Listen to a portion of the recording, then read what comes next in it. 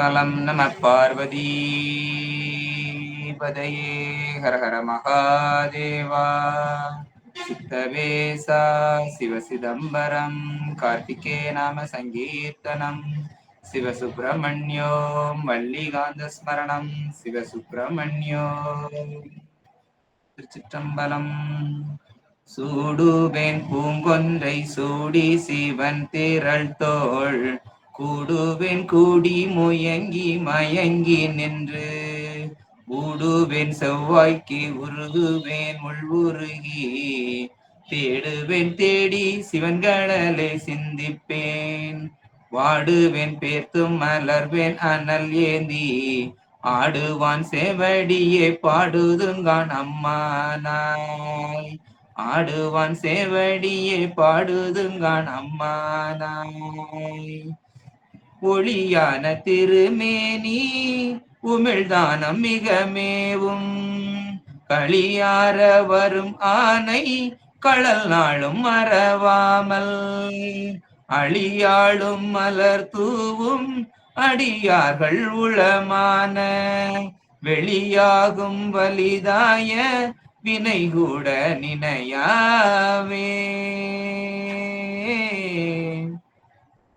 பண்டு அறியாமை பிடித்து விட்ட எனை விடாது பற்றி கொண்டு குணவழி விட்டு திருத்தி என் கோது அகற்றி புண்டரிக பதம் தந்தாய் என்னால் ஒரு போகம் உண்டோ தன் தமிழ் கோமுத்தி முத்தி வஞ்சாக்கர சற்குருவே. அரணங்கள் மூன்றும் எரித்தாய் சரணம் அதினும் அன்பர் மரணம் படாத அருள் வைத்தாய் சரணம் வலிய அந்த கரணங்களால் மெலிந்து எய்தேன் சரணம் நின் பொற்களலே சரணம் தென்முத்தி முத்தி வஞ்சாக்கர சற்குருவே. பண்டை மறை வண்டரற்ற பசுந்தே ஞானம் வரிந்து ஒழுக சிவகந்தம் பரந்து நார கண்ட இதய கமல முகைகள் எல்லாம் கண்டிரப்ப காசினி மேல் வந்த அருட்கதிரோன் விண்ட மலர் பொழில் புடை சூழ் வெண்ணை மேவும் மெய்கண்ட தேவன் மிகு செய்வநாதன் புண்டரிக மலர்த்தாள் சிரத்தே வாழும் பொற்பாதம் எப்போதும் போற்றல் செய்வான் பொற்பாதம் எப்போதும் போற்றல் செய்வான். கருணை ஒளி திருமுகத்தில் திருநீற்று நுதலும் கண்டாரை வசப்படுத்த கனிந்த வாயழகும் பெருமை தரு துறவோடு பொறை உளத்தில் பொறுத்தே பிஞ்சகனார் மலர்த்தாள்கள் பிரியாத மனமும் மறிவினர்கள் அகலாத ஞானமே வடிவாம் வளர்துரை செய் சிவஞான மாமுனிவன் மலர்த்தாள் ஒரு பொழுது நீங்காமல் எமதுளத்தின் சிரத்தில் ஓதியிடு நாவினில் என்று முன்னி வைத்தே உரைப்பாம். ஒரு பொழுது நீங்காமல் எமதுளத்தின் சிரத்தில் ஓதிடு நாவினில் என்று முன்னி வைத்தே உரைப்பாம். திருச்சிற்றம்பலம். திருவருளும் குருவருளும் கூட்டிவிக்க சிவபிரகாசம் என்னும் சாத்திர நூலை நாம் தொடர்ந்து சிந்தித்து வந்து கொண்டிருக்கின்றோம்.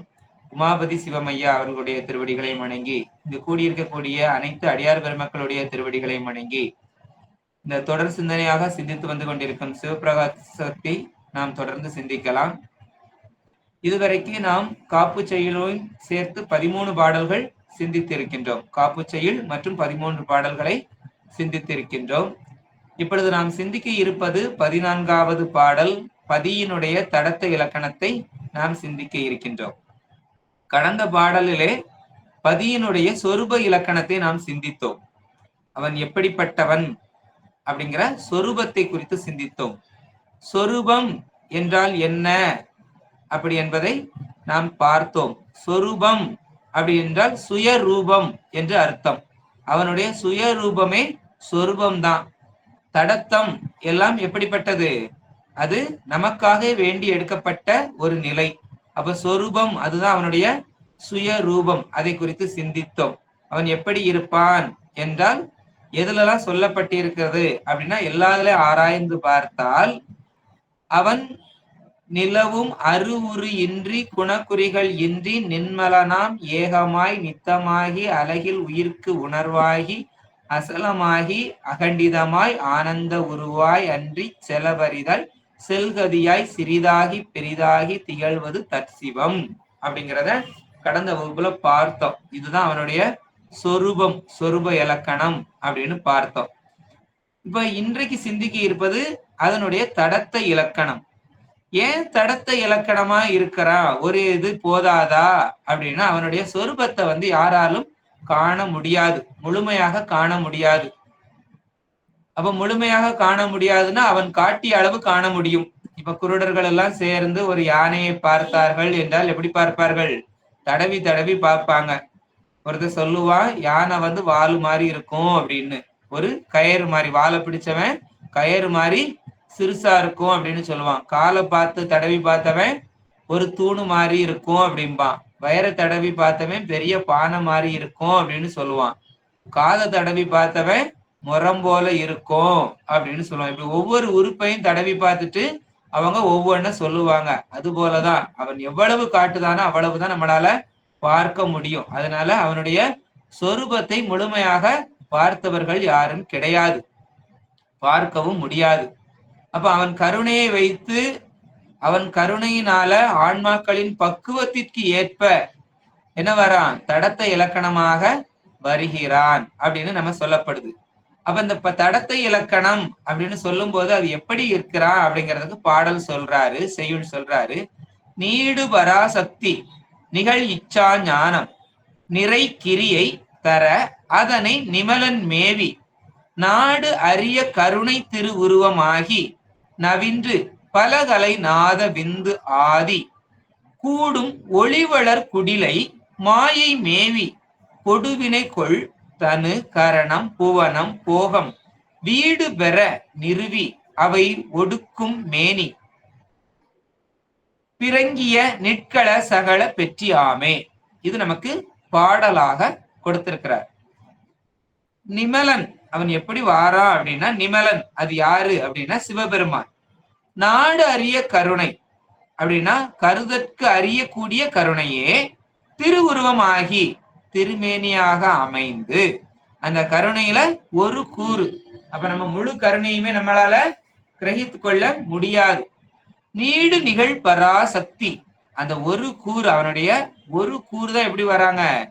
நிலைத்த மேலான பராசக்தியா வராங்க. அப்ப அந்த பராசக்தியே ஒரு கூறு தான் அப்படின்னா நம்ம எவ்வளவு விளங்கி கொள்ள முடியும் அப்படிங்கிறத நம்ம புரிந்து கொள்ளணும்.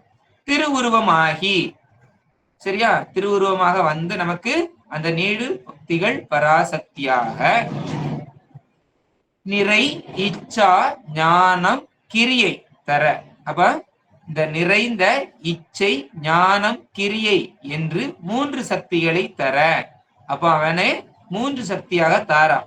அதனை 3 சக்திகளையும் மேவி பொருந்தி யாருக்கு பொருந்துறான் அப்படின்னா விஞ்ஞானகலருக்கு. முதல்ல வளர் குடிலை மேவி பரந்த சுத்தமாயை கூட நாத விந்து ஆகி, நாதம் விந்து சாதாக்கியம் ஈஸ்வரம் சுத்த வித்தை அப்படிங்கிற சொற்பிரபஞ்சத்தையும் அதாவது சுத்த தத்துவங்களையும் ஒளி கூடும். அது அந்த ஒளி கூடுங்கிறது எது அப்படின்னா தனு கரண புவன போகம், ஒளி பொருந்திய தனு முதலியவற்றை பீடு பெற நிறுவி பெருமை பெற உளவாக்கி பலகலை நவின்று சூக்குமை முதலிய வாக்குகளையும் அவற்றின் வழிபலவாகிய வேத ஆகமங்களையும் அருளி செய்து. அடுத்து யாருக்கு வாரான் அப்படின்னா பிரளயாகலருக்கும் சகலருக்கும். எப்படி அப்படின்னா மாயை மேவி அந்த அசுத்தா மாயை பிரகிருதி மாயைகளை பொருந்தி கொடுவினைகள் கொடிய வினைகளை கொண்ட தனு கரண புவன போகம் இந்த தனு முதலியவற்றையும் அதான் தத்துவங்களையும் பீடு பெற நிறுவி பெருமை பெற உளவாக்கி அவை அத்தத்துவ மாதியவற்றை ஒடுக்கும் மீள ஒடுக்குவான். மேனி, அவனுடைய மேனி எப்படிப்பட்டது அப்படின்னா திருமேனிகள் ஒடுக்கும் பொழுது பிறங்கிய விளங்கிய நிற்கள பெற்றி, நிற்கள பெற்றி அப்படிங்கிறது அருவத்தன்மையையும் ஆக்கும் போது சகல பெற்றி உருவத்தன்மையையும் ஆம் அப்படின்னு சொல்றார். அப்போ அவ எப்படி இருக்கிறா அப்படின்னா ஒடுக்கி நிற்கும் நிலையில் நிற்கள திருமேனியாகவும் தோற்றி நிற்கும் நிலையில் சகல திருமேனியாகவும் இருக்கிறான். அதைத்தான் நம்ம லயம் போகம் அதிகாரம் அப்படின்லாம் சொல்றோம். உலக ஒடுக்கி நிற்கும் போது லயம், உலகை தோற்றுவித்து காக்கும் நிலையை போகம் அப்படின்னு சொல்றோம். உயிருக்கு போகத்தை துய்ப்பிக்கும் நிலையை அதிகாரம்னு சொல்றோம். இது எல்லாம் உபச்சாரமா தான் சொல்லப்படுது. ஏன்னா அவனுக்குன்னு இப்படித்தான் அப்படிங்கிறதெல்லாம் கிடையாது. அதை நம்ம விரிவா பார்க்கும்போது பார்க்கலாம். அப்போ சிவன் தன் சக்திகளை தோற்றி அவற்றை அதிட்டித்து இயக்குகிறார். பெருமான் தான் எல்லாவற்றையும் என்ன பண்றாரு? அதிட்டித்து இயக்குகிறாரு. அவனுடைய கருணா சரியா விலாசத்தை உயிர்களால் நாடி அறிய முடியாது. அவனுடைய கருணையை நம்மளால என்ன பண்ண முடியாது? முழுமையாக அறிய முடியாது. அப்ப இந்த நாதம் அப்படின்னு சொல்றது என்னது அப்படின்னா ஒலி, அது சொல் பிரபஞ்சம். பிந்து அப்படின்னு சொல்றது ஒளி, அது பொருள் பிரபஞ்சம். அப்ப இந்த சொல் பிரபஞ்சமும் பொருள் பிரபஞ்சமும் தான் நம்மளுக்கு என்ன பண்ணுது? எல்லாமாக இருக்குது அப்படின்னு சொல்லப்படுது. அப்ப இந்த சுத்த மாயையில கூடாத அவதரம் எதுன்னா பரநாதம். சுத்த மாயை கூடிய அவதரம் அதுனா அபரநாதம் அப்படின்னு சொல்லப்படுது. அப்ப அந்த பரநாதம் எது அப்படின்னா அது சிவம். பரவிந்து அப்படின்னு சொன்னா அது சக்தி. அப்ப அபரநாதம் அப்படின்னா அது நாதம். அபரவிந்து அப்படின்னா அந்த விந்து அப்படின்னு சொல்லப்படுது. இந்த நான்கும் அருவமாக வரக்கூடியதாக இருக்கிறது. அப்ப சதாசிவம் அப்படிங்கிறது அருவுருவம். சதாசிவமூர்த்தி அருவுருவ திருவுருவம். அடுத்து ஈஸ்வரன், உருத்திரன், மால், அயன் இவங்கெல்லாம் யாரு அப்படின்னா அது உருவ திருமேனில வாராங்க. இந்த விந்துவில இருந்து 4 வாக்குகளும் உற்பத்தி ஆகுகிறது அப்படின்னு சொல்லப்படுது. இது நமக்கு பதவுரையா பார்க்கிறோம். அடுத்து விளக்கமா பார்த்தோம் அப்படின்னா நீடு பராசக்தி அப்படின்னு சொல்றாரு. அப்ப நீடு பராசக்தினா என்னது அப்படின்னா நீளமா இருக்கிறது அப்படின்னு எடுத்துக்கொள்ள கூடாது. அப்படி சொல்லவும் கூடாது. நீடு பராசக்தினா இவனை போல நித்தமான பராசக்தி என்று அர்த்தம். அப்ப பெருமானை போல அந்த சக்தி எப்படிதான் இருக்குது? நித்த பொருள், நித்தமா இருக்குது அப்படின்னு சொல்றாரு. இவன் நித்தம்னா இவனுடைய சக்தியும் எப்படிப்பட்டதுதான்? நித்தமானதுதான். பெருமான் நித்தம், அவனுடைய சக்தி அப்ப அதுவும் என்னதுதான்? நித்த பொருள். அதனாலதான் நீடு பராசக்தி அப்படின்னு சொல்றார். அப்போ நிகழ் இச்சா ஞானம் நிறை கிரியை தர. அப்ப அவனுடைய அந்த பராசக்தி எப்படி மாறுது அப்படின்னா இச்சா சக்தியாகவும் ஞானாசக்தியாகவும் கிரியாசக்தியாகவும் பிரிந்து நிற்க ஒரே சக்தி தான். அந்த ஒரே சக்தி தான் எப்படி மாறுது? 3 சக்திகளாக மாறுகிறது. அது இச்சா சக்தி, கிரியாசக்தி, ஞானாசக்தி என்று பிரிந்து நிற்கிறது. அப்ப ஒன்றே நமக்கு 3ஆக வந்து நிற்குது. அதனை நிமலன் மேவி நாடு அறிய கருணை திருவுருவம் ஆகி. அப்போ அந்த பெருமான் அதை பொருந்தி, அந்த சக்தி பேதங்களை பொருந்தி நாடறிய கருணை திருவுருவமாகி. அப்ப நாடறிய அப்படின்னா மதிக்கத்தக்க திருவருளே திருமேனியாக கொண்டு கருணை உருவமாகி, அந்த கருணையே உருவமாக வந்து. அப்ப அந்த உருவம் எல்லாம் என்னது அப்படின்னா கருணை மிகுதி, கருணையின் மிகுதிதான். அதான் கருணை உருவமாகி அப்படி வருகிறது. நவின்று பலகலை நாத விந்து ஆதி கூடும் ஒளி வளர் குடிலை மாயை மேவி. அடுத்த 2 வரியில சொல்றார்.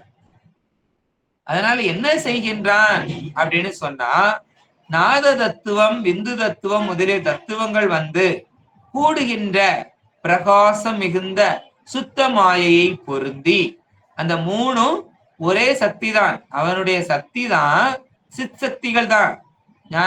ஞானம், கிரியை, இச்சை அப்படின்னா மூணா மாறி பிரியுது. அப்படி பிரிஞ்சு அந்த மாயை, சுத்த மாயையிலிருந்து நமக்கு அறிவு செயல்கள் விளங்குவதற்காக அந்த சுத்த மாயையிலிருந்து நாத தத்துவம், பிந்து தத்துவம், சதாசிவ தத்துவம், மகேஸ்வர தத்துவம், சுத்த வித்தை அப்படிங்கிற தத்துவங்கள்ல, சரியா, தத்துவம்னு 5 தத்துவங்களை சுத்த மாயையிலிருந்து அவனுடைய பொதுமையில் இருந்து, பொதுமையான ஞானாசக்தியை கொண்டு அதை காரியப்படுத்தும் போது தோன்றுகிறது.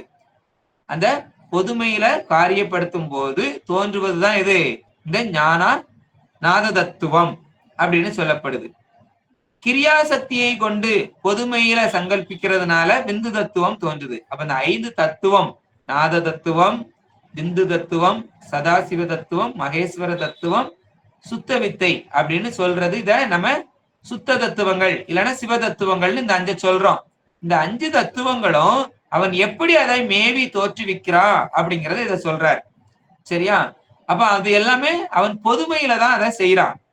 சிறப்பாக நின்று அதை செய்யல. பொதுமையில ஞான சக்தியை கொண்டு காரியப்படுத்தும் பொழுது தோன்றுவது நாத தத்துவம், அப்படி இல்லைன்னா அதை சிவ தத்துவம்னு நம்ம சொல்லுவோம். கிரியையை கொண்டு பொதுமையில சங்கல்பிக்கிறதுனால அது தோன்றுவது பிந்து தத்துவம், அல்லனா அதை சக்தி தத்துவம் அப்படின்னு சொல்றோம். அடுத்து சிறப்பு வகையால சங்கல்பித்து சிறப்பு வகையால் ஞானம், கிரியா இரண்டையும் சமமாக நோக்கினால் தோன்றுவது சதாசிவ தத்துவம் அப்படின்னு சொல்லப்படுது. அடுத்து சிறப்பு வகையால் ஞானமும் குறைவாக கிரியாவும், சரியா, பயன்படுத்தும் போது என்ன சக்தி தோன்றுது? சுத்த மாயையிலிருந்து மகேஸ்வர தத்துவம் தோன்றுது. அப்ப இதுல ஞானம் குறைவாகவும், சிறப்பு வகையால ஞானம் குறைவாகவும், கிரியாசக்தி கூடுதலாகவும் பயன்படுத்துவதனால எது தத்துவம் தோன்றுது? மகேஸ்வர தத்துவம் தோன்றுகிறது. சிறப்பு வகையால் ஞானம் கூடவும் கிரியை குறைவாகவும் அவன் பயன்படுத்தும் பொழுது தோன்றக்கூடிய தத்துவம் சுத்த வித்தை அப்படின்னு இந்த 5 தத்துவங்களையும் அவனுடைய அந்த இச்சையினால அது தோன்றப்படுகிறது. இது நமக்கு ஒன்னிலிருந்து ஒண்ணு தோன்றுவது கிடையாது.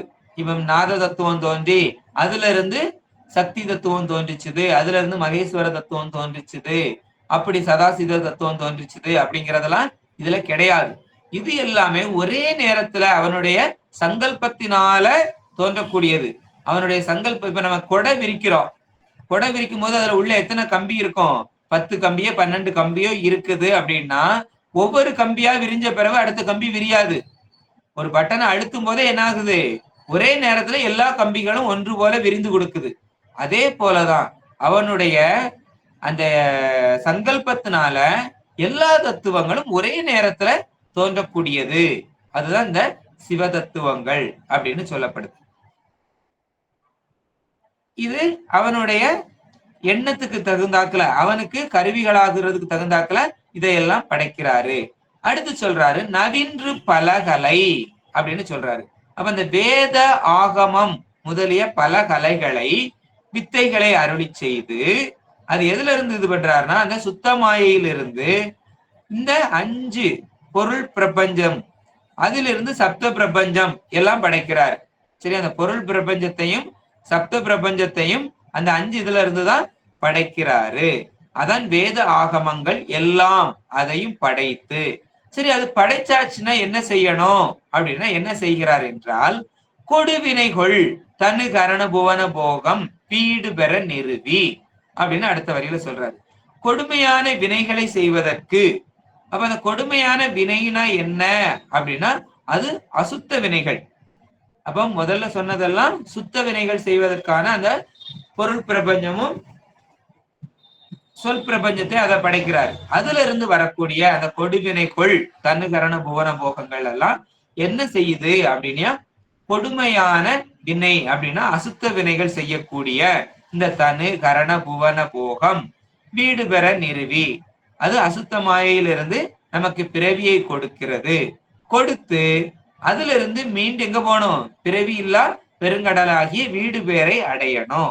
அப்ப அந்த பிறவியை எதுக்கு கொடுக்கிறது அப்படின்னா, தனு கரண புவன போகம் அப்படின்னு அந்த நாளையும், இதுல தனுவும் கரணமும் சூக்குமம், புவனமும் போகமும் தூலம், சரியா, கண்ணுக்கு தெரியக்கூடியதும் தன்னுக்கு தெரியாததுமாக இருக்கக்கூடியதாக இருக்கிறது. இப்படி எல்லாம் நிறுவி அவரவர் வினைக்கு தகுந்தா போல கொடுத்து, அப்ப ஒவ்வொன்னும் ஒவ்வொருத்தருடைய வினைக்கு தகுந்தாக்குல அதை கொடுக்கிறாரு. கொடுத்து அப்புறம் அது நாம இதை நுகர்றதுனால உலக நுகர்ச்சியிலே நமக்கு இளைப்பு ஏற்பட, அப்ப நமக்கு இந்த தனு கரண புவன போகத்தை கொடுக்கிறான். போகத்தை கொடுக்கிறது எதுக்காக கொடுக்கிறான்? நம்ம எல்லாம் இதை அனுபவித்து சீச்சி இதெல்லாம் புளிக்குது, இதெல்லாம் நமக்கு வேண்டாம் அப்படின்னு சொல்லி அதுல ஓர்ப்பு வந்து இந்த பிறவிலேயே நம்ம என்ன பண்ணணும்? முக்தி அடையணும். அதுக்குத்தான் இந்த மனித பிறவியை கொடுத்திருக்கிறான். அப்போ ஒவ்வொரு பிறவிலையும் நமக்கு ஒவ்வொரு மருந்துகளை கொடுக்கிறான். அந்த மருந்துகள் எல்லாம் சரி, இந்த மருந்துல இவனுக்கு கேட்கல, அடுத்த மருந்தை கொடுப்போம் அப்படின்னு ஒவ்வொரு மருந்தா பார்த்து பார்த்து கொடுத்து இறுதியா சொல்லி கொடுக்கிறான். இந்த பிறவிலையாவது இது மனித பிறவி, நீ பகுத்து ஆராயக்கூடியது. அதனால இதுல எல்லாம் என்ன செய்ய? சிவ சிந்தனையில இருந்து சிவ புண்ணிய செயல்களாக செய்து நீ முக்தி அடைந்து விடு. இதுதான் உனக்கு நல்ல பிறவி. இந்த பிறவில நீ வினைகளை ஈட்டி அடுத்து எந்த பிறவிக்கு போவன்னே தெரியாத ஒரு பிறவிக்கு போய் இந்த பிறவி சுழல்ல என்ன பண்ணக்கூடாது? சுற்றக்கூடாது. சுற்றாமல் நீ இதுதான் நல்ல பிறவி, மனித பிறவி, அரிதறிது மானிடராய் பிறப்பது அரிது அப்படிங்கிற இந்த மனித பிறவியை உனக்கு தந்திருக்கிறேன். இதுல நீ என்னையே தியானித்து என்னையே நினைத்து சிவபுண்ணிய செயல்களாக செய்து நீ என்ன பண்ணணும்? முக்தி பேரு அடையணும் அப்படின்னு சொல்றாரு. ஆனா நம்ம என்ன பண்றோம்? அதையெல்லாம் காது கொடுத்தே கேட்காமல் இந்த பூலோகத்துல வந்து பிறந்த பிறகு இந்த பூலோகத்தையும் இந்த உடலையும் பெரிய சுகம் என்று கருதி வினைகளை ஈட்டுகின்றோம். அதனால என்ன ஆகிறோம் அப்படின்னா களைப்படைந்து விடுகிறோம். இந்த வினைகளை ஈட்டுறதுனால நம்ம என்ன ஆகிடுறோம்? களைப்பு அடைந்து விடுகிறோம். அப்ப இந்த உலக நுகர்ச்சியிலேயே நமக்கு இளைப்பு ஏற்படுறதுனால அவன் என்ன பண்றான்? மீண்டும் நம்மளை அந்த களைப்பு நீங்குவதற்கு சிறிது காலம் ஓய்வு கொள்ள வைக்கின்றான். அதுதான் வீடு பெற நிறுவி அவை ஒடுக்கும் மேனி, நம்மளை ஒடுக்கி வைக்கிறான். சரியா? ஒடுக்கி வைக்கும் பொழுது அவன் எப்படி வருகிறான் அப்படிங்கிறதான் சொல்றாரு. பிறங்கிய நிற்கள சகல பெற்றி ஆமே அப்படின்னு சொல்றார். அப்ப அவன் ஒடுக்கும் அவற்றை எல்லாம் காரணத்துல ஒடுக்கி அந்த செயல்களை செய்கின்ற பெருமானுடைய திருமேனி எப்படிப்பட்டது என்றால் பிறங்கிய நிஷ்கள சகல பெற்றியாமே அப்படின்னு சொல்றாரு. அப்ப அது நிஷ்களம், சகல நிஷ்களம், சகலம் அப்படின்னு 3 விதமா இருக்குது. இதையெல்லாம் செய்கிற பெருமான் எடுக்கின்ற அந்த திருமேனி எப்படி இருக்கும் அப்படின்னா அதுதான் அந்த நிஷ்களம், சகல நிஷ்களம், சகலம் அப்படிங்கிறத சொல்றதுதான் உருவம், அருவுருவம், அருவம் அப்படின்னு அந்த 3ஆ அருவம், உருவம், அருவுருவம் அப்படின்னு 3ஆ வர்றான் அப்படின்னு சொல்றாரு. அதத்தான் நிஷ்களம், சகல நிஷ்களம் அப்படின்னு சொல்றோம். சகலம் அப்படின்னு சொல்றது. இதை தொடர்ந்து அதுக்கு இன்னும் ஒரு பாடல் தர்றாரு. 15வது பாடலா தர்றாரு. ஈங்கு இது என்று அது கடந்த இயல்பினானும் ஈறு முதல் நடு ஒன்றும் இல்லாமையானும் ஓங்கி வளர் ஞானமயன் ஆதலானும் உண்மை பிறர்க்கு அறிவறிய ஒருமையானும் தாங்கு அறிய வெறுப்பினோடு விருப்பும் எல்லாம் சார்பு அறிய தனி முதல்வன் ஆதலானும் நீக்கலரும் உயிருக்கு உயிராய் நிற்றலானும் நிறுத்திடுவன் நினைத்த ஒரு நிமலன் தானே அப்படின்னு பாட்டு. அப்ப கடந்த பாட்டுல நம்ம சொல்றோம், என்ன சொன்னோம்? அவன் ஒடுக்கிறதுக்கு ஒரு உருவம் எடுக்கிறான், தோற்றுவிக்கிறதுக்கு ஒரு உருவம் எடுக்கிறான் அப்படின்லாம் சொல்றோம். அதான் நிஷ்கள சகலம் அப்படின்னு சொன்னோம். ஆனா இந்த பாட்டுல சொல்றாரு, அது அப்படிலாம் சொல்றதெல்லாம் நம்ம உபச்சாரம் தான். ஏன் அப்படின்னா அவனுக்குன்னு இந்த தன்மை அப்படின்னு கிடையாது. அவனுக்கு ஈறு முதல் நடு அப்படிங்கிறதெல்லாம் கிடையாது. ஏன் அப்படிங்கிறதுக்கெல்லாம் இந்த பாடல்ல சொல்றாரு. ஒவ்வொரு வரியிலையும் ஒவ்வொன்ன மறுத்து அதுக்கெல்லாம் காரணமும் சொல்றாரு. அப்ப அந்த நிமலன் அப்படின்னா அது யாரு அப்படின்னா, அந்த நிமலன் யாருன்னா சிவபெருமான். நின்மலனாகிய சிவபெருமான். ஈங்கு அப்படின்னா இவ்விடத்தில் உள்ள. அப்ப ஈங்கு அப்படின்னா இடத்தை குறிக்கிறது. இது என்ற அது அப்படின்னா இப்பொருள் என சுட்டப்பட்ட அப்பொருள்களும். அப்ப இது அப்படிங்கிறது பொருளையும், ஈங்குங்கிறது இடத்தையும் குறித்து வருகிறது. கடந்த அப்பாலான இயல்பினானும் தன்மையாலும் முதல் நடு ஈறு ஒன்றும். அப்ப அந்த முதல்னா முதல் அப்படிங்கிறது தெரியும், நடுனா இடைப்பட்டது, ஈறுனா முடிவு, ஆகியவற்றுள் எதுவும் இல்லாமையானும் இல்லாத. அப்ப அதையெல்லாம் அந்த தன்மைகள் எதுவும் அவன்கிட்ட கிடையாது. ஓங்கி வளர். அப்போ அந்த ஓங்கி வளர் அப்படி ஞானமயன் அப்படின்னா ஞானமே சொரூபமாக இருக்கக்கூடியவன், அவனுக்கு மிக உயர்ந்த ஞானம். சரியா? ஆதலானும் அந்த தன்மையாலும் பிறர்க்கு மற்றவர்களுக்கு அறிவு அறிய அறிய வாராத உண்மை ஒருமையானும், அதை அறிய முடியாத தன்மையில் இருப்பவர்களுக்கு அதை அறிவிக்கக்கூடிய தன்மையானும் தாங்கு அறிய சகிக்க முடியாத வெறுப்பினோடு விருப்பு எல்லாம். வெறுப்புங்கிறது வேண்டாமையும், விருப்பு அப்படிங்கிறது வேண்டுதல் அனைத்தையும் சார்பு அறிய சார்தல் இல்லாத தனி முதல்வன். எப்படிப்பட்டவன் அவன்? ஒப்பற்ற தனி முதல்வன். ஆதலானும் ஆன தன்மையாலும் நீங்கள் அரும் நீங்கி வாழ மாட்டாத உயிருக்கு எல்லா உயிர்களுக்கும் உயிராய். அப்ப அவன் உயிருக்குள் உயிராய் இயங்கும் பொருளாகி நிற்றலானும் நிற்கின்ற தன்மையாலும் நினைத்த ஒரு தான் விரும்பியதொரு திருமேனியை தானே தானாகவே நிறுத்திடுவான், எடுத்துக்கொள்வான். அப்போ இங்க அவனுக்கு வேண்டிய உருவத்தை அவனாகவே எடுத்துக்கொள்ளுவான் அப்படின்னு சொல்றார். அப்ப இவன் எப்படிப்பட்டவன் அப்படின்னா, தேசங்கடந்தவன், காலங்கடந்தவன், ஞானமயமானவன், அறிவிற்கு அரியவன், வேண்டுதல் வேண்டாமை இல்லாதவன், உயிருக்கு உயிரானவன் என்னும் இந்த 6 இலக்கணங்களாலும் சிவனே தானே தன் திருவுள்ளப்படி திருவுரு கொள்ள முடியும் என்பது தெரிந்து கொள்ளணும். சரியா? அப்ப இங்க ஈங்கு இது என்று அது கடந்த இயல்பினானும் முதல் வரியை சொல்றார். ஈங்கு இது என்று அது கடந்த இயல்பினானும், இது முதல் வரி.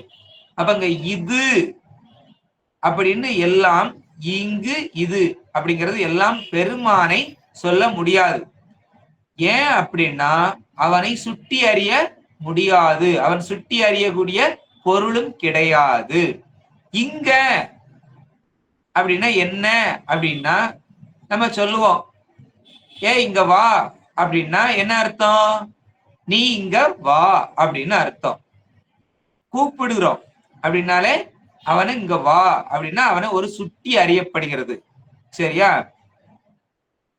இங்கு அப்படின்னா என்ன அர்த்தம்? இங்க அப்படிங்கிற அது இடத்தை குறிக்கிறது. அது அப்படின்னா என்னது? அது ஒரு பொருள், அது அங்கே இருக்கிறது அப்படின்னா என்ன குறிக்கிறது? அந்த பொருளை குறிக்கிறது. அப்ப இங்கு என்பது இடத்தையும், அது என்பது பொருளையும் குறிக்கிறது. அப்ப இங்கு இங்க அவன் இடம் பொருள் காலம் எல்லாம் கடந்தவன், அதனால இங்கு இதெல்லாம் அவனுக்கு சொல்லக்கூடாது. அப்போ இங்கு அப்படின்லாம் அவனை என்ன பண்ண முடியாது? சொல்ல முடியாது. ஈங்கு இது இங்கு அப்படின்லாம் அங்கு அப்படின்லாம் அவனை சுட்டி அறிய முடியாது. அறிவினால் அறியப்பட்ட சுட்டு அசத்து என்றது. சரியா? அறிவினால் அறியப்பட்ட சுட்டு அசத்து என்றது. இது எதுல சொல்லப்பட்டிருக்கிறது? சிவஞான போதம் 6ஆம் நூற்பா முதல் அதிகரணத்துல மேற்கோள்ல சொல்லப்படுகிறது. அப்ப அறிவுனால், நம்மளுடைய அறிவுனால சுட்டு அறியப்பட்டுட்டு அப்படின்னா அது என்ன ஆயிரும்? அசத்து ஆயிரும். ஏன் அசத்தாகுது? அது எல்லாம் அறியப்படக்கூடிய பொருள்னா அதுக்கு தோற்றம் இருக்கும், அதுக்கு காலம் இருக்கும், அதுக்கு முடிவும் இருக்கும். அதான் சுட்டு அறியப்படக்கூடிய பொருள். அப்ப அது ஒரு காலத்துல என்ன ஆயிரும்? அழிந்து போகக்கூடியது அப்படின்னு சொல்றாரு.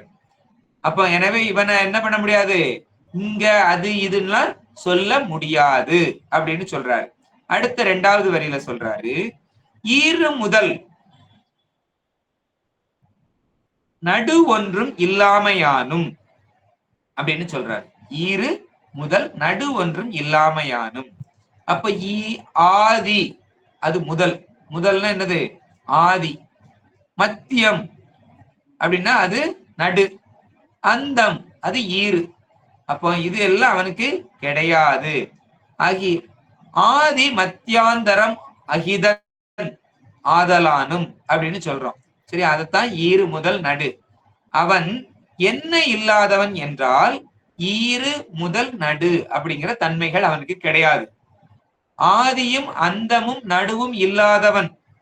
ஆதி அந்தம் நடு எல்லாம் அவனுக்கு கிடையாது. ஏன் இல்ல அப்படின்னு சொன்னா, முதல்ல ஆதி நடு அந்தம் அப்படின்னா என்ன? ஆதின்னா பிறப்பு, அது ஒரு தொடக்கம். நடு அப்படின்னா இருப்பது. நமக்கு இப்ப உயிரோட இருக்கிறோம்ல, அந்த இருக்கிறோம் அப்படின்னு இப்ப எல்லாம் சான்றிதழ் வாங்கிட்டு வர சொல்றாங்க. என்ன சான்றிதழ்? வாழ்வு. நான் வாழ்ந்துகிட்டு இருக்கிறேங்கிற சான்றிதழ் வாங்கிட்டு வந்தாதான் பென்ஷன் கிடைக்குது. அப்ப நம்ம உயிரோட இருக்கிறோம். அப்ப அந்த இருப்பு. அடுத்து இறப்பு, அது ஈறு, முடிவு, அழியக்கூடியது. அது உள்ளவன் என்று அர்த்தம். அப்போ ஆதி நடு அந்தம் அப்படின்னா பிறப்பு, இருப்பு, இறப்பு, உள்ளவன் அப்படின்னு அர்த்தம். ஆனா பெருமான் என்ன சொல்றோம் நம்ம? ஆதியும் அந்தமும் இல்லா அரும் பெரும் சோதியையாம் பாட கேட்டேயும் அப்படின்னு நம்ம பாட்டு பாடுறோம். எதுல? திருவெம்பாவையில திருவாசகத்துல மணிவாசகர் சொல்றாரு, ஆதியும் அந்தமும் இல்லா அரும் பெரும் சோதி அப்படின்னு சொல்றாரு. அப்போ நமக்கு தோற்றம் இருப்பு எல்லாம் இருக்கா இல்லையா அப்படின்னா நமக்கு இருக்குது. நமக்கு ஏன் இருக்குது? நமக்கு நோய் இருக்குது, அதனால இருக்குது. ஆனா இங்க அவனுக்கு இந்த ஆதி அந்தம் அது எல்லாம் கிடையாது. ஏன் கிடையாது அப்படின்னா அவனுக்கு நோய் கிடையாது. நமக்கு மலத்து உளதாம் அப்படின்னு சொல்றாரு. சரியா? அவனுக்கு மலம் இல்லை. அதனால அவனுக்கு அந்த ஈறு ஆதி எல்லாம் கிடையாது. நடு ஆதி எல்லாம் கிடையாது. நமக்கு மலம் இருக்கிறதுனால நம்ம பிறந்து வாரோம். அவனுக்கு அந்த மலம் கிடையாது. அதனால அவனுக்கு பிறப்பு கிடையாது. சரி, இது மணிவாசகர் சொன்னாரு. இப்படி ஆதியும் அந்தமும் இல்லா அரும் பெரும் சோதி அப்படின்னு சொல்றாரு. ஆனா அங்க 3ஆம் திருமுறையில யாரு சொல்றா? 3ஆம் திருமுறையை சொன்னது திருஞான சம்பந்தர் சொல்றாரு, ஆதி அந்தம் ஆயினாய் ஆலவாயில் அண்ணலே அப்படின்னு 3ஆம் திருமுறையில 52வது பதிகத்துல 7வது பாட்டுல சொல்றாரு. ஆதி அந்தம் ஆயினாய் ஆலவாய் அண்ணலே அப்படின்னு சொல்றாரு. அப்ப அவனுக்கு ஆதியும் அந்தமும் இருக்குதா அப்படின்னா இது அப்படி நேரடி பொருள் எடுத்துக்கொள்ள கூடாது. அவனுக்கு ஆதி அந்தம்லாம் கிடையாது. இங்க என்ன சொல்றாருன்னா ஆதி அந்தம் ஆனாய் அப்படின்னா அந்த ஆதியையும் அந்தத்தையும் தருபவன், நமக்கு தருபவனை அவனு குறிச்சு சொல்றாரு. நமக்குதான் ஆதியும் அந்தமும், அதை தருபவனை அவனை சொல்லி சொல்றாரு. அப்படிதான் அருள் பொருள் கொள்ளணும். சரியா? நேரடி பொருள் கொள்ளக்கூடாது. அப்ப அப்படி ஆதி அந்தம் இல்லாதவன் தான், யாருக்கு ஆதி அந்தம்லாம் கிடையாதோ அவன் தான் அந்த தன்மையை நமக்கு தர முடியும். நமக்கு நோய் இருக்கிறதுனால நாமளாக அந்த இதை எடுத்துக்கொள்ள முடியாது. யாருக்கும் கொடுக்கவும் முடியாது. அவனுக்கு தான் நோய் கிடையாது. அப்ப நோய் இல்லாதவன் தான் நோய் உள்ளவனுக்கு வைத்தியம் செய்ய முடியும் அப்படின்னு சொல்லி இங்க சொல்றாரு. அதத்தான் போற்றிப்பகருடையிலையும் சொல்றாரு.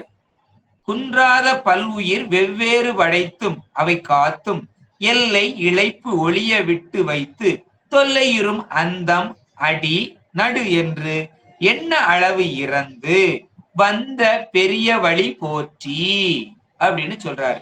அப்பங்க பெரிய வழி போற்றி அப்படின்னு சொல்றாரு.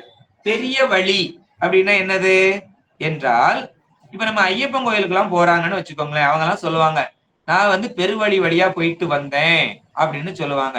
அப்ப அங்க பெருவழி அப்படின்னா என்ன அப்படின்னா மேடு பள்ளம் நிறைந்த கடுமையான வழி அப்படின்னு அர்த்தம்.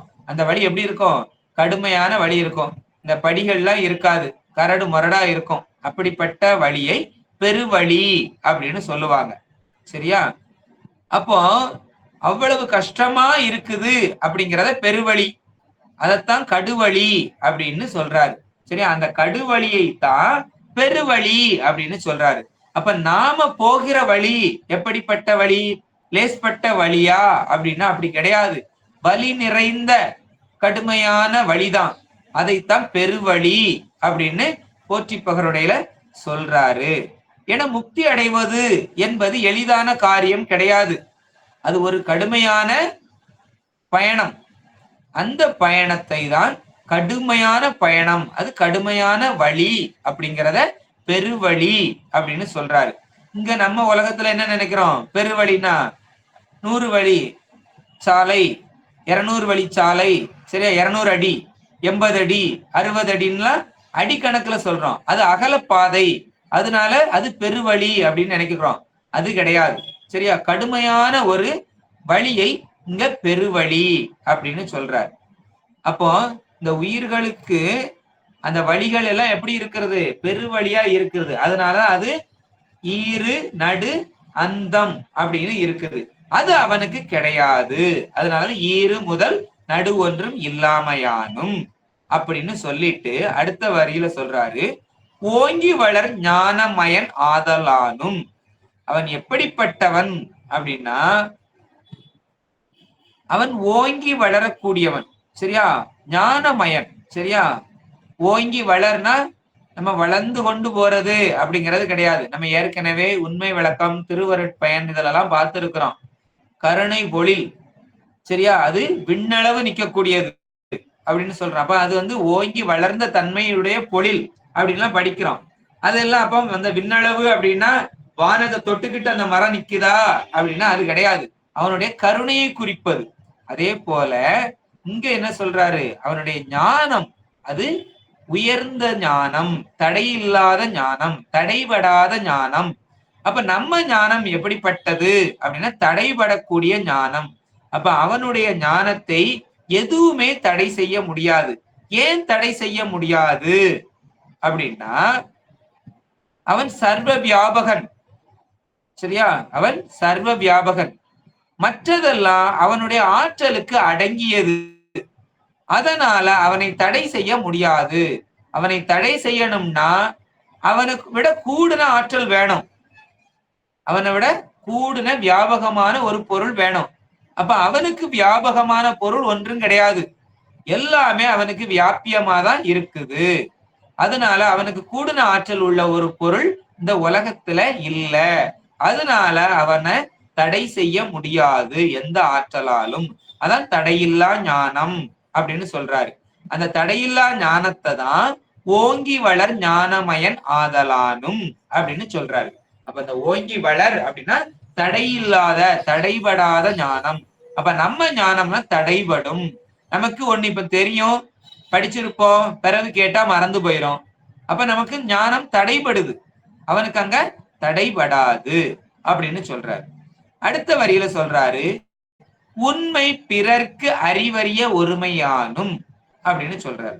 அப்ப உண்மை பிறவ அறிவறிய ஒருமையானும் அப்படின்னு சொல்லி இருக்கிறார்னா உண்மைனா என்ன அப்படின்னா திருப்பொச்சுன்னத்துல சொல்றார் மணிவாசகர், வேதமும் வேள்வியும் ஆயினார்க்கு மெய்மையும் பொய்மையும் ஆயினார்க்கு அப்படின்னு சொல்றாரு.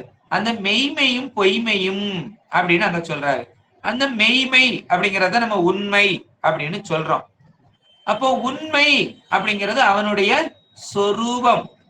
சொரூபம் அப்படின்னா சுயரூபம் அப்படின்னு முதல்ல நம்ம அதை சொன்னோம். அந்த வார்த்தைக்கு அர்த்தத்தை சொன்னோம்.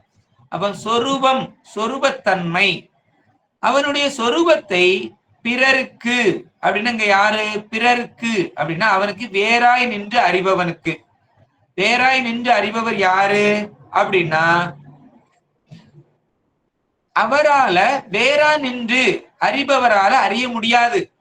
அப்ப வேறாய் நின்று அறிவது, அறிவதுக்கு அப்படின்னா அது ஆராய்ச்சி பேரளவுலதான் நடந்துகிட்டு இருக்குது. ஆராய்ச்சி அறிவுக்கு எட்டாதவன்.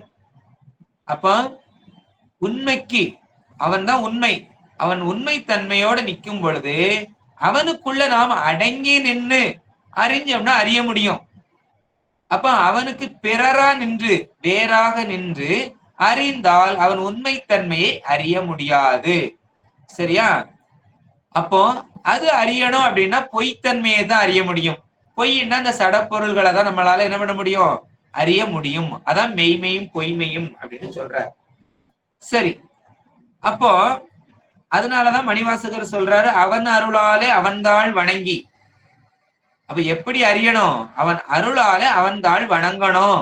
அவனிடத்தில் எவ்வளவு அடங்கி நின்று அவனுடைய அறிவை கொண்டு சரி அவனை அறிய முடியுமோ அவ்வளவு அறியலாம். நம்ம எவ்வளவு அடங்கி இருக்கோமோ அவன் நமக்கு உணர்த்துவான். நம்ம அடங்குற அளவுக்கு உணர்த்துவான். அடங்காத அளவுக்கு இந்த சடத்தை தான் அறிவோம், உலகத்தை அறிவோம். அப்ப கொஞ்சம் அடங்கி நின்னோம்னா அவனை கொஞ்சமா உணர முடியும். சரியா? எவ்வளவுக்கு எவ்வளவு அன்பு வச்சிருக்கிறோமோ அவ்வளவுக்கு அவ்வளவு அவன் கருணையை நம்மளிடத்தில் தருவான் அப்படின்னு சொல்றாரு. அதனால இங்க பிறருக்கு அப்படிங்கிறது, பிறருக்குங்கிறது எதற்கு? அவனுக்கு வேறாய் நிற்பவன். அப்ப வேறாய் நின்னா அவனால அறிய முடியாது. அறிவறிய ஒருமையானும். அப்ப ஒருமைங்கிறது ஒப்பில்லாத தன்மை. அப்ப அந்த ஒப்பில்லாத தன்மையை அறிய முடியாது. அடுத்த வரியில சொல்றாரு, தாங்கு அறிய வெறுப்பினோடு விருப்பு எல்லாம் சார்பு அறிய தனி முதல்வன் ஆதலானும். அப்போ தாங்கு அறிய அப்படின்னு சொல்றாரு. தாங்கு அறிய வெறுப்பினோடு, அப்ப தாங்க முடியாத வெறுப்பு, அந்த அளவுக்கு வெறுப்பு, அளவு கடந்த வெறுப்பு. சரியா? அப்போ வெறுப்பும் இல்லை விருப்பும் இல்லை. சரியா? வெறுப்பும் இல்லை விருப்பும் இல்லை. அவனுக்கு அந்த விருப்பு வெறுப்புலாம் கிடையாது. சித்தியார் 65ல சொல்றாரு, குறித்தது ஒன்று ஆகமாட்டா குறைவிலன் ஆதலானும் நெறிப்பட நிறைந்த ஞான தொழிலுடை நிலைமையானும் வெறுப்போடு விருப்பு தன்பால் மேவுதல் இல்லாமையானும். அப்ப வெறுப்போடு விருப்பு தன்பால் மேவுதல் இல்லாமையானும் நிறுத்திடும் நினைத்த மேனி நிமலன் அருளினாலே அப்படின்னு சித்தியார் 65ல சொல்றாரு. அதனால அவன் என்ன மேனி எடுக்கணும் அப்படின்னு நினைக்கிறானோ அவனுக்கு அந்த மேனி யாரும் கொடுக்க வேண்டாம். அவன் நினைச்சான்னா அந்த மேனியை எடுத்துக்கிடுவான். எந்த மேனியை எடுக்கணும்னு நினைக்கிறானோ அந்த மேனியை எடுத்துக்கிடுவான். அப்ப விருப்போடு வெறுப்பு தன்பால் மேவுதல் இல்லாமையானும். ஏன் விருப்போடு வெறுப்பு அப்படின்னு சொல்றாருன்னா, அவனுக்கு இறைவனுக்கு இல்லை அப்படிங்கிறார் என்றால் விருப்பு வெறுப்பு அப்படிங்கிறது என்னன்னு முதல்ல நமக்கு தெரியணும். விருப்புன்னா என்ன, வெறுப்புன்னா என்ன அப்படின்னு சொல்லணும். அதுக்கு டெபினிஷன் தெரிஞ்சாதான் நம்ம இதை புரிஞ்சுக்கிட முடியும். அப்ப விருப்பு வெறுப்பு அப்படிங்கிறது என்னது? விருப்பு வெறுப்பு என்பது இன்ப துன்பத்தோடு அபினாபாவமாய் வருகின்ற ஆகாமிய வினையை குறிக்கிறது. விருப்பு வெறுப்பு அப்படின்னா இன்ப துன்பத்தோடு அபினாபாவமாக வரக்கூடிய ஆகாமிய வினை, அதைத்தான் குறிக்கிறது. அப்ப விருப்பு வெறுப்பு எதை குறிக்கிறது அப்படின்னா ஆகாமியத்தை குறிக்கிறது.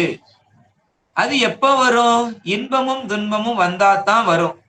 இன்பமும் துன்பம்னா என்னது? அது பிராரத்த அனுபவம். இன்பமும் துன்பமும் பிராரத்த அனுபவம். அவனுக்கு எந்த அனுபவமே கிடையாது அப்படிங்கிறத நம்ம உண்மை விளக்கத்திலே படிக்கிறோம். அனுபவமே உனக்கு கிடையாது, ஆனா அனுபவப்படாத நீ எப்படி எங்களுக்கு சொல்ல முடியும்?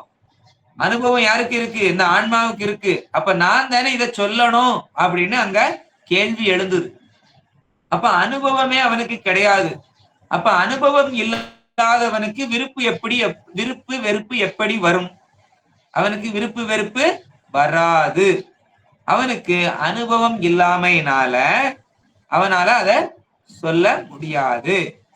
அப்ப விருப்பு வெறுப்புன்னா அவனுக்கு அனுபவம் இல்லாமை, அதனால அப்படின்னு சொல்லணும். விருப்பு வெறுப்பு கிடையாது, அதனால அவனுக்கு அனுபவம் கிடையாது, அதனால அவனுக்கு அந்த இதெல்லாம் கிடையாது. அப்ப அது எல்லாம் யாருக்கு வரும் அப்படின்னா ஆன்மாக்களுக்குத்தான் அந்த விருப்பு வெறுப்பு வருது அப்படின்னு சொல்றது. ஏன்னா ஆன்மாவுக்களுக்குத்தான் அந்த அனுபவம் அனுபவிக்கிறான், அதனால அவனுக்கு உண்டு அப்படின்னு சொல்றோம். இத என்ன சொல்றாரு அப்படின்னா, நிறுத்திடுவன் நினைத்த ஒரு நில்மலன் தானே. அப்படின்னு சொல்றாரு. அப்ப அந்த பெருமான் நினைத்த மேனி எடுத்திடுவான் அப்படிங்கிறாரு. ஏன் நினைத்த மேனி எடுத்துடுதான்? அவனால மட்டும் எப்படி நினைக்க மேனியெல்லாம் எடுக்க முடியும் அப்படிங்கறதுதான் கடந்த இதுல சொன்ன அந்த 65வது பாட்டிலே மறுபடியும் சொல்றாரு. குறித்தது ஒன்று ஆகமாட்டா குறைவிலன் ஆதலானும் நெறிபட நிறைந்த ஞான தொழிலுடை நிலைமையானும் வெறுப்போடு விருப்பு தன்பால் மேவுதல் இல்லாமையானும் நிறுத்திடும் நினைத்த மேனி நின்மலன் அருளினாலே. இத பாட்டை நம்ம இப்போ சொன்னோம். அந்த பாட்டுல வர்றதான் மறுபடியும் சொல்றார். சரியா? அப்ப அவனுக்கு உருவம் எல்லாம், அவனுக்கு நம்மை போல மாயா சரீரம் இல்ல. அவனுக்கு என்ன சரீரம்? அருளினாலே அப்படின்னு அங்க சொல்றாரு. அவன் யாரு? மாயா உருவினன். இத சங்கற்ப நிராகரணத்துல சொல்றாரு. சைவ வாதி சங்கற்ப நிராகரணத்துல சொல்றாரு. மாயா உருவினன் மாய உருவினை ஏயாய் ஏயாய் ஏய்ந்தவர் எம்மனோரே அப்படின்னு சொல்றார். சரியா? அதனால அவனுடைய சரீரம் எல்லாம் அருள் சரீரம். அதனால அவனுக்கு என்ன கிடையாது? வினை வழி வரக்கூடிய இந்த சரீரம் கிடையாது. அவன் எடுக்கிற சரீரம் எல்லாம் கருணையின் சரீரம். அதனால நாம எப்படி நினைக்கிறோமோ அப்படியெல்லாம் வருவான். நம்ம நினைக்கிறது மாதிரி வருவான். இப்ப நம்ம நினைக்கிறது மாதிரி தான் வருவானே தவிர அவன் நினைச்சு ஒரு சரீரம் எடுக்கிறது கிடையாது. அப்ப அப்படின்னா என்ன அர்த்தம்? நம்ம நினைச்சது போலலாம் அவனால எப்படி வர முடியுது அப்படின்னா, நம்மளுடைய பக்குவத்துக்கு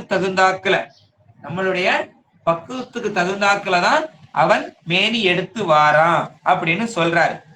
பெருமான் எப்படி வர்றாரு அப்படிங்கிறத மணிவாசகர் சொல்றாரு. நீத்தல் விண்ணப்பத்திலையும் சொல்றாரு. அவரு அந்த பாட்டை படிக்கும் போது அவர் நினைக்கிறபடி வாராரு. அதே போல திருக்கழுக்குன்ற பதிகத்திலையும் சொல்றாரு.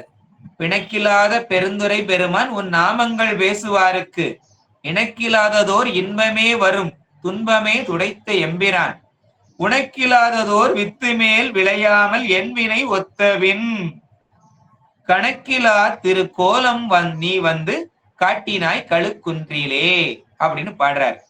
அப்ப அந்த திருக்கழுக்குன்ற பதிகத்துல உள்ளதை எவ்வளவு அழகா சொல்றாருன்னு பாருங்க. இது எவ்வளவு சித்தாந்த கருத்துக்கள் நிறைந்து இருக்குதுன்னு. உனக்கில்லாத வித்து அப்படின்னா என்ன வித்து? ஈரம் இல்லாத வித்து. உனக்குதல் அப்படின்னா ஈரம் இல்லாமல் காய போடுதல். உனக்கிட்டு வா, இத கொஞ்சம் இந்த துணியை உனக்கு அப்படின்னு சொல்றோம். துணியை காய போடு அப்படின்னு சொல்றோம். அப்ப அங்க ஈரம் இருக்காது. ஈரம் இருந்ததுன்னா அந்த வித்து என்ன ஆகும்? மறுபடியும் முளைத்து வரும். ஈரம் இல்லாத வித்து. சரியா? அப்ப ஈரம் இல்ல அப்படின்னா என்ன அர்த்தம்? அந்த வித்தை வறுத்தாச்சுன்னு அர்த்தம். வறுத்த வித்து முளைக்குமா? முளைக்காது. அப்ப இங்க வறுப்பது அப்படிங்கிறது தீக்கை. தீக்கையில வறுக்கப்பட்டது. சரியா? தீர்க்கப்பட்டதுன்னு அர்த்தம். சரியா? வினைகளை தீர்க்கிறது. உனக்கில்லாத வித்து அது எது? அந்த வித்து எது அப்படின்னா வினை. சரியா? உனக்கில்லாத வித்து அது வினை. அது ஒத்த வின். அப்ப அது ஒத்துருச்சு அப்படின்னா அந்த இருவினை ஒப்பு வந்துருச்சுன்னா கணக்கில்லா திருக்கோலம். ஒரு கோலமா ரெண்டு கோலமா? கணக்கு இல்லாத கோலமாக வந்து காட்டுவானா. சரியா? அப்படிப்பட்ட கோலம். இது எவ்வளவு அழகா சொல்றாரு. அந்த கோலம் எப்படி எதுக்காக அப்படின்னா அந்த கோலங்கள் எல்லாம் திருக்கோலம். கணக்கில்லாத கோலமும் திருக்கோலம். ஆனா நம்ம கோலங்க எப்படிப்பட்ட கோலம்? அலங்கோலமா இருக்கு. சரியா? அவனுடைய கோலம் எல்லாம் திருக்கோலம். அது கணக்கில்லாத திருக்கோலம் நீ வந்து காட்டினாய் கழுக்குன்றிலே. அவனே வந்து காட்டுவான். ஏன் அந்த கணக்கில்லாத திருக்கோலம் அப்படின்னா ஒருத்தருக்கு ஒரு கோலம் தானே. ஏங்க கணக்கில்லாத கோலம் அப்படிங்கிறதுக்கு ரொம்ப ஆழ்ந்த அர்த்தம் இருக்குது. சரியா? ஒவ்வொரு கோலமும் அவன் நம்முடைய தன்மையை குறிப்பது. நம்முடைய அறிவுக்கு தகுந்த மாதிரி வெவ்வேறு கோலத்துல வருவான். இதத்தான் உமாபதி சிவமையாவும் சொல்றாரு. கோயில் புராணத்துல என்ன சொல்றாரு அப்படின்னா நம்மை போல வாரான். இப்ப நம்மை போல வாரான் அப்படின்னா என்ன அர்த்தம்? சகல நிலையில நம்ம இருக்கிறோம். சகலருக்கு தானே நம்மளை போல குரு உருவம் தாங்கி வாராரு.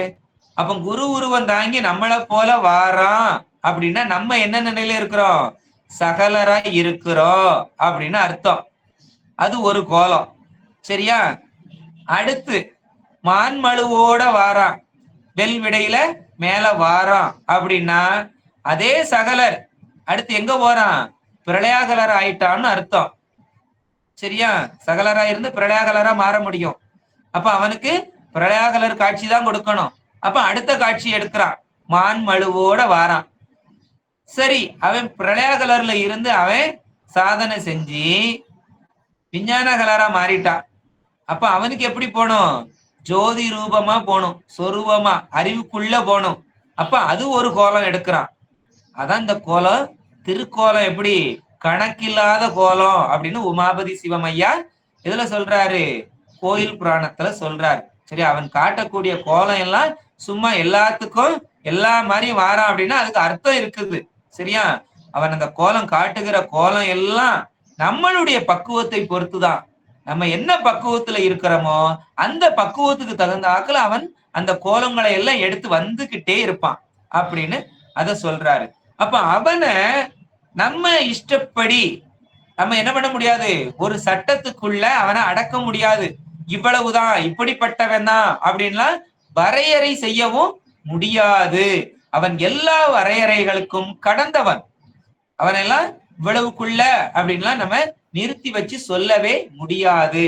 அப்ப நம்ம பக்குவத்துக்கு தகுந்தாக்கள் அவன் மாறுபட்டு கொண்டே இருப்பான். நம்ம அறிவுல மாறுபாடு அடையும் போது அவனுடைய உருவத்திலையும் மாறுபாடு அடைந்து கொண்டே இருக்கிறது. அது எல்லாம் நம்மளுடைய கருணைக்குத்தான், அவனுடைய கருணையை தான் குறிக்குது. நமக்காக எவ்வளவு கருணை எடுத்து வாரான் அப்படிங்கறதான் அதெல்லாம் குறிக்குது. அதைத்தான் ஞான சம்பந்த பெருமானும் சொல்றாரு. தோணியப்பரை பார்க்கணும்னு நினைக்கிறாரு. அப்ப அவர் தோணியப்பராகவே அவருக்கு காட்சி கொடுக்கிறார். அப்போ இந்த அடியார்கள் எப்படி நினைக்கிறார்களோ அப்படியே அந்த பெருமான் வருவான். அப்படி வர்றதுக்கு ஒரே காரணம்தான், அது அருள் கருணை மட்டும்தான் காரணம். நாம ஒவ்வொரு பிறவி எடுக்கிறதுக்கும் என்ன காரணம்? நம்மளுடைய உருவம் எடுத்து வர்றதுக்கெல்லாம் காரணம் என்ன அப்படின்னா வினை. நமக்கு இந்த உருவம் எடுத்து வர்றதுக்கெல்லாம் காரணம் வினை.